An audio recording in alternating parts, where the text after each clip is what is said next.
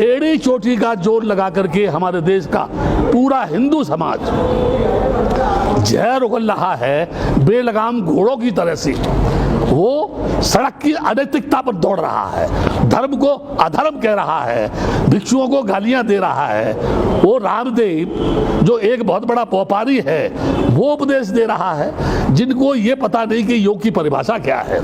मैं यहाँ ये बताना चाहता हूँ कि जो लोग भी इस भारत की धरती पर हिंदू गणराज्य स्थापित करना चाहते हैं, मैं आपके मीडिया के माध्यम से कह रहा हूं, उनके बाप के फरिश्ते भी इस देश की धरती पर हिंदू गणराज्य स्थापित नहीं कर सकते। क्योंकि जब ये देश आजाद हुआ, अंग्रेजों से जब एग्रीमेंट हुआ, तब डेमोक्रेसी के आधार पर यह देश आजाद हुआ, लोकतंत्र के आधार पर यह देश आजाद हुआ, धर्मनिरपेक्षता के आधार पर यह हुआ। मैं पूरे देश के लोगों से यह जानना चाहता हूं, क्या वेदों में कहीं हिंदू शब्द है? क्या पुराणों में कहीं हिंदू शब्द है? कहीं गीता में कहीं हिंदू शब्द है? रामायण में कहीं हिंदू शब्द है? उपनिषद में कहीं हिंदू शब्द है? किसी भी एक जगह कोई भी इस देश का मनीषी, ब्राह्मण, इस देश का नेता, इस देश का कोई भी उच्च कोटि का आचार, शंकराचार्य ये बताए हिंदू शब्द आया कहां से? What is the means of Hindu? What is the difference? यानी हिंदूज एंड अदर कम्युनिटीज जो है, मैं ये बताना चाहता हूं, केवल डॉक्टर अंबेडकर के संविधान को ये सीधा सीधा नहीं बदल सकते, क्योंकि उस समय इनके पास कोई अंबेडकर नहीं था जो भारतीय संविधान की रचना करता। इस समय भी इनके पास कोई ऐसा मनीषी नहीं है जो संविधान को बदल दे। इसलिए ये राम मंदिर जो है, ये राम मंदिर के माध्यम से हिंदू गणराज्य लाने की कोशिश कर रहे हैं, लेकिन ये भूल गए जब 60 वर्ष की कांग्रेस सड़क पर आ सकती है तो इनके फरिश्तों को भी सड़क पर भीख मांगने से कोई रोक नहीं पाएगा। मैं यहाँ एक बात कहना चाहता हूँ, बड़े बड़े शहंशाह, बड़े बड़े सूफी, यानी हजरत आदम नबी से नीचे जमी के चल बसे थे, नूह किस्ती मान बल्ला यार वो भी चल बसे, जिनका जमी पे था लश्करो फौजो सिया, दिल के अरमा दिल में रहे यार वो भी चल बसे। आज हम उनके चलने का करते हैं भैया, लोग कल हमसे कहेंगे यार वो भी चल बसे। बड़े बड़े राजा महाराजा, औरंगजेब हुआ या अन्य राजा हुए जो तलवार के बूते पर शासन करना चाहते थे, सिकंदर हो या कोई और हो, मर गए, जमीन पर दफन हो गए, उनकी भी कामना पूरी नहीं हुई। तो ये आरएसएस के लोग, ये बजरंग दल के लोग, ये शिवसेना के लोग और चंद ये इस समय नकाबपोश जो नेता है जो पूरे देश को बेचना चाहते हैं, रेल बेच रहे हैं, ये जो है बैंकों को बेचना चाहते हैं, हवाई अड्डों को इन्होंने बेच दिया, ये सारे मुल्क को बेच करके जब बेच देंगे तो ये व्हाट विल बी, यानी what will they do on the land of India? क्या करेंगे इस देश में? क्या करना चाहते हैं ये?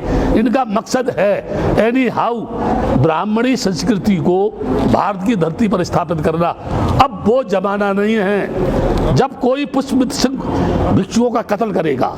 डॉक्टर अंबेडकर ने बुद्धिज्म को स्वीकार करके एक ऐसी यानी शैली, ऐसी फिलॉसफी, ऐसी भाषा, ऐसी वाणी, ऐसा दर्शन लोगों को बीच में दे दिया है। ज्यों ज्यों लोग डॉक्टर अंबेडकर को पढ़ेंगे, त्यों त्यों इस देश में बगावत करने वाले लोगों की संख्या बढ़ेगी। सच को कहना अगर देशद्रोही की श्रेणी में आता है, ब्राह्मणवाद की सच बात कहना अगर देशद्रोही की श्रेणी में आता है, तो मैं देश के लोगों से कहूंगा, मुझे किसी भी चौराहे पर खड़ा करके फांसी लगा दो, मुझे कोई आपत्ति नहीं है, लेकिन मेरे मरने के बाद भी मेरे जिस्म का एक एक कण ये बोलेगा ये बुद्ध भूमि है, ये बुद्ध भूमि है, ये बुद्ध भूमि है, ये राम जन्म भूमि नहीं है। अगर कोई ये कहता है कि राम जन्म भूमि है तो मुझे बताए राम का जन्म कैसे हुआ? वो कौन थे जिन्होंने चावल दिए थे? उन रानियों के संतान किससे पैदा हुई? मुझे लोग ये बताएं, क्या गोबर से गोरखनाथ होते हैं? क्या मकड़ी के पेट से मकरध्वज होते हैं? क्या यहाँ यानी घास से आदमी पैदा होता है? अगर पहले होता था तो इस सदी में कहीं ना कहीं तो गोबर से कोई बच्चा पैदा होना चाहिए, कहीं ना कहीं मकड़ी के पेट में से तो कोई पैदा होना चाहिए। ये झूठे, ये बेईमान, ये बदमाश, ये गुंडे, ये लफंगे इस देश की नैतिकता का तहस नहस करके फिर से इस देश को गुलाम बनाने की ओर ले जाना चाहते हैं, जो कभी भी संभव नहीं है, कभी भी इनकी भावना पूरी नहीं होगी। बुद्ध ने कहा पहले अपने आप को जीतो, उसके बाद दूसरे की जीतने की बात करो। पूरी दुनिया जानती है कि बुद्ध के आगा महाबोधि विहार बौद्धों का है। पूरा त्रिपिटक कहता है कि अयोध्या जो है साकेत नगरी के नाम से जानी जाती है। ये कह रहे हैं ये राम मंदिर है, और कह नहीं रहे हैं, उन्होंने उस जगह बाबरी मस्जिद को तोड़ करके राम मंदिर बनाने की शुरुआत कर दी। यहाँ एक प्रश्न है, जब वहाँ बाबरी मस्जिद थी ही नहीं तो आपने मुसलमानों को 5 एकड़ जमीन देने की घोषणा क्यों की?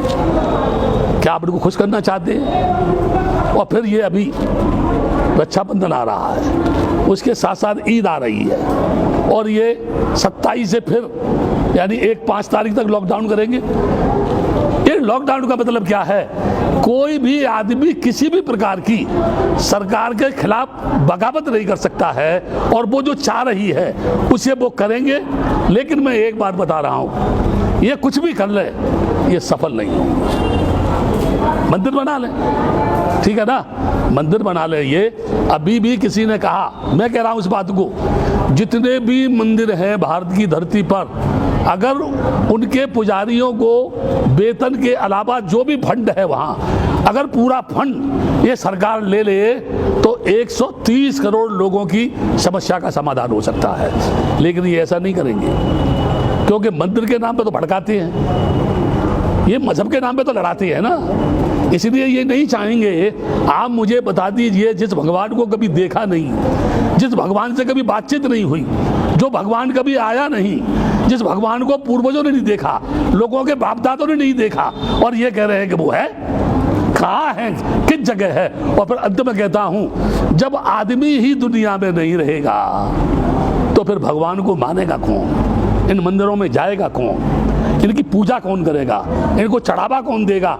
तो आवश्यकता मंदिर बनाने की नहीं, आवश्यकता आदमी के जीवन को बनाने की है, आदमी के जीवन को सुखी बनाने की है, लोगों को अच्छी शिक्षा देने की है, लोगों को अच्छी टेक्निकल एजुकेशन देने की है, लोगों की बेरोजगारी की समस्या हल करने की है, लोगों को नौकरी देने की है, नारी को पढ़ाने की, आगे बढ़ाने की है, उसकी नैतिक यानी शिक्षा के माध्यम से उसके चरित्र का निर्माण करने की है। तब जाकर के इस देश का भला होगा।